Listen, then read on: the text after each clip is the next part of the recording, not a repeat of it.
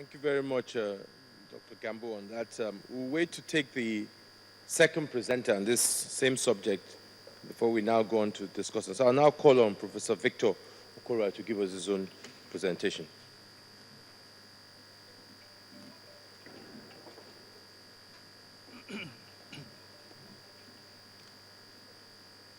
The chairman of the retreat, His Excellency Senator Olubukola Saraki, the chairman, the NGF,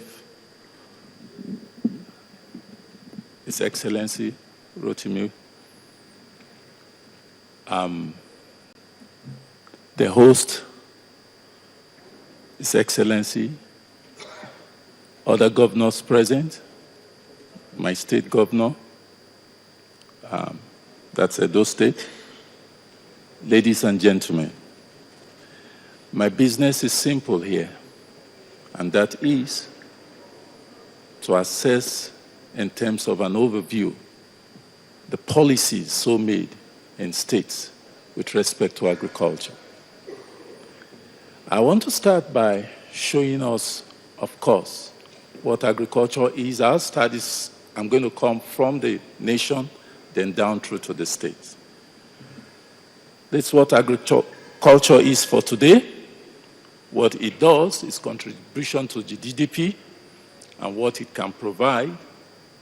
And the over 6,000, 60% use of unemployment, over 80% of revenue of crude oil, which we are still depending on, low productivity in terms of technology and the rest of it, agricultural exports, which has diminished. And we can see from that diagram what used to transpire in previous time when we used to export granules, and look at the states today, next to zero as compared to other nations. However, in spite of these problems we think Nigeria has, there is hope because it can provide and solve a lot of problems. Again, there's rich potential in that it will get the youth employed. Of course, we can also radically transform the sector because we have able-bodied and human capital to do that, as well as the resources.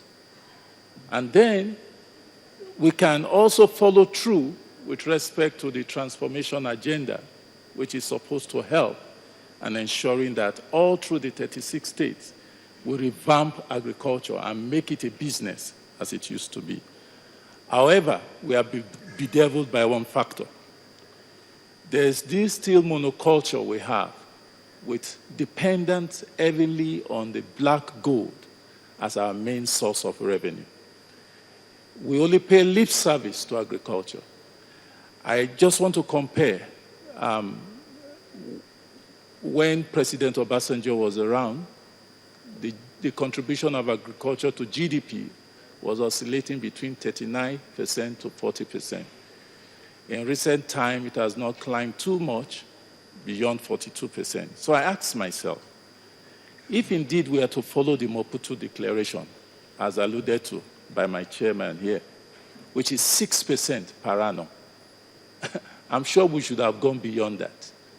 But here we are neither here nor there. We are still oscillating. But I know there is a potential. But what's the vision of ATA?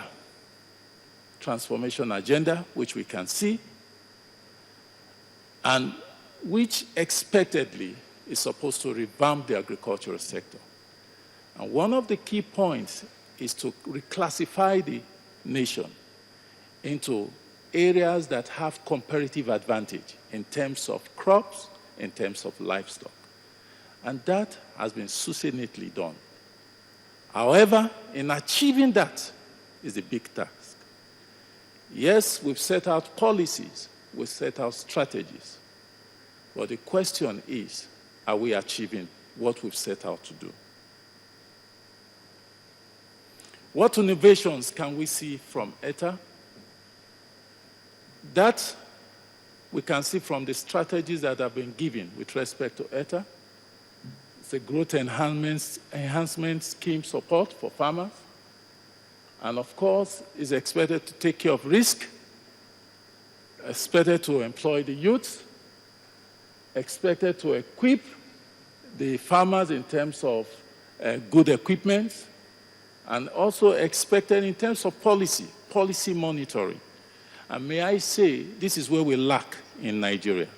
We don't have policy monitoring, effective policy monitoring, in order for us to be able to adjust and see where we are going wrong and to effect such changes. And so with respect to states, what's their vision? All the states, 36 states, have this common vision to enhance food security, create employment through well-formulated agricultural policies. Ladies and gentlemen, I want to look at what each state, not all of them, I just picked, because again, we have paucity of data. So I had to ask myself and my students to see how we can, from the net, generate what each state is doing and what policies they put in place in order to achieve what they say they are doing. May I start by saying, before I go geopolitical-wise and show some of this, it still needs to be populated. Over time, we will populate it very well to really see what is going on and what is happening in states. May I say, with respect to the ATA, it is true it's coming for the federal. The only difficulty I find in ATA is the synergy with states. It looks as if it is parallel. It is doing its own, and the states are doing their own, which should not be. There's a need for the federal government to form a strong synergy with the state. Like I will say, the father and the son. Even if the son is naughty, the father must have a way of calling the son and believing, like the Bible will say, the prodigal son. And when he came back, the father opened his arms out. Why? Because there's room for all, and there's room for improvement. And I think this is the role that should be played from the national in order to encourage the states to key in effectively for us to be able to achieve this policy target. Now, looking at the states, how have they fared? We can see from each of the states, like the North Central states, the emphasis of some of the policies. In real terms, if you look at their gazette and look at their printout, it's difficult to say what policy they are focusing on.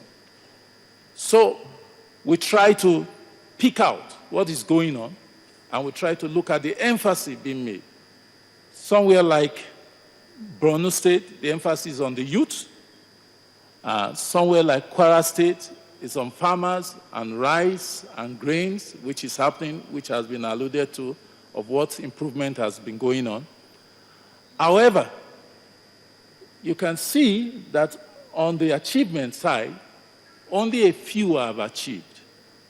Of course, there are several constraints for not achieving.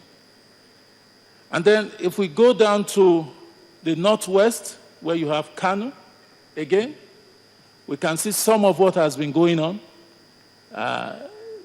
There's a special mass food production program, which the government, it's its policy, and the way of achieving it is what has been stated there.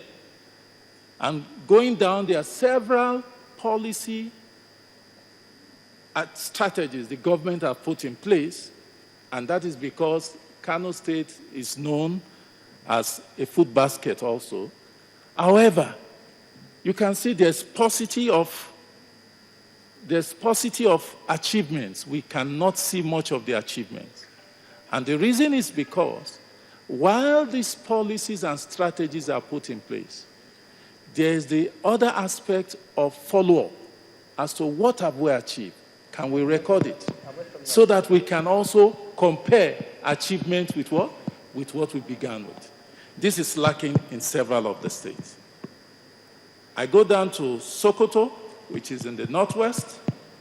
Again, we see, with terms of achievement, there's no record, but there are policies, and there are also what? Strategies. In Katsina State, we record some achievements which we are showing. Same thing in Kaduna State, the achievements which are showing. And of course, in Kaduna State, there's much insecurity like in other northern part now because of what is going on. But that notwithstanding, we find again that not much of the achievement is being recorded. And this also shows that, is it true that these policies were well executed? And if they were well executed, why are we not showing that we have achieved them? And to what extent? And how has it added in terms of GDP to the state, for which we do the general aggregate to the national GDP? This is still lacking. Okay, we go to Northeast. We also see, now I'm through with Northeast now, and Southeast. We go to the Southeast, and we have some states. Fortunately for us, well, it's still fortunate. We are still fortunate. I'm sure we can see, and I can talk loud. Yes, thank you, sir. With respect to Southeast, Anambra was one of the states we peer reviewed using the state's peer review mechanism. And of course, we saw a lot of what was done there and the policy that were put in place and some few achievements that came on board, we saw. And so we could allude to the fact that Anambra State is doing well, but needs to, again, do better than they are doing. Okay, sir.